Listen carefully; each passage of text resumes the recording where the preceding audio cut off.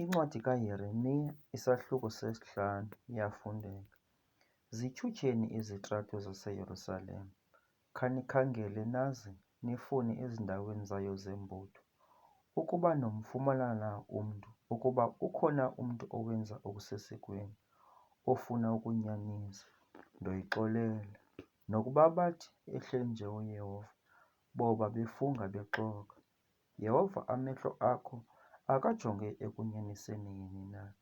Uyababetha, abavi ntlungu. Uyabagqibela kuphele, abavumi kuthethiswa.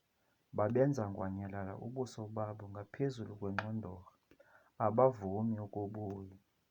Ndathi mna, zizisweli zodwa zona, zimathile, ngokuba abayazi indlela kaYehova nesiko loThixo wabo.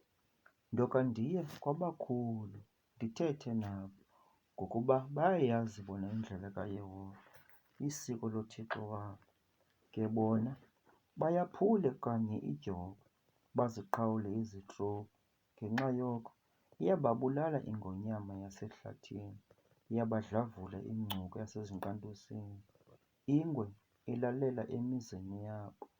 Bonke abo baphumayo bayaqwengwa, ngokuba luninzi urweqo lwabo, kuninzi ukuphamba kwabo. Ndothini na ukubaxolela? Oonyana bakho bandishiyile, bafunga abangengoThixo. Ndabafundisa ke bakrekeza, bathi ngunga endlwini yamahenyukazi. Bayazibela njengeenkunzi zamahashe ezityetyisiweyo, elowo ekhonyela umfazi wommelwane wakhe. Mandingaveleli ke mna ngenxa yezi zinto, utsho uYehova.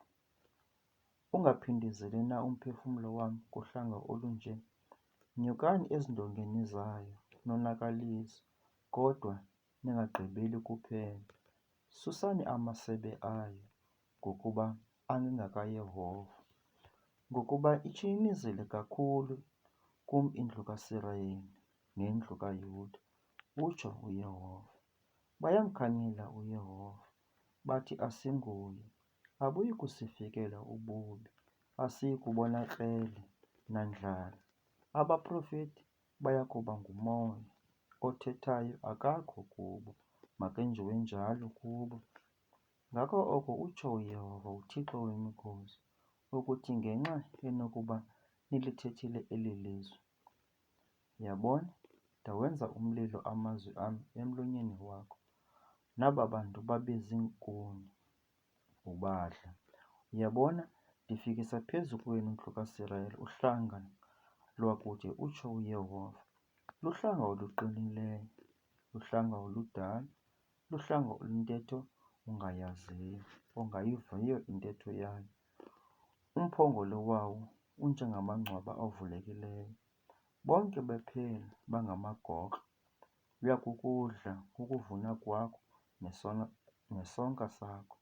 Luyakubadla oonyana bakho neentombi zakho. Luyakuyidla impahla yakho emfutshane neenkomo zakho. Luyakuwudla umdiliya wakho nomkhiwane wakho. Luyakuyiviva ngekrele imizi yakho enqatyisiweyo, okholose ngayo. Noko ke ngaloo mihla, utsho uYehova, andiyi kugqibela kuphela. Kuthini xa uYehova, Thixo wethu, uzenzelani na ezi zinto kuthi, uze uthi kubo, njengokuba nindishiyile mna, nakhonza Thixo bolunye uhlanga elizweni lenu, kwakunjalo niyakukhonza abasemzini elizweni elingelilenu? Kuxeleni oku endlwini kaYakobi, nikuvakalise kwaYuda, nithi, khanive oku bantu bazizidenge, banentliziyo, banamehlo bangaboniyo, baneendlebe bengeva. Mna anindoyiki na? Utsho uYehova. Anizibhijabhiji na ebusweni bam? Mna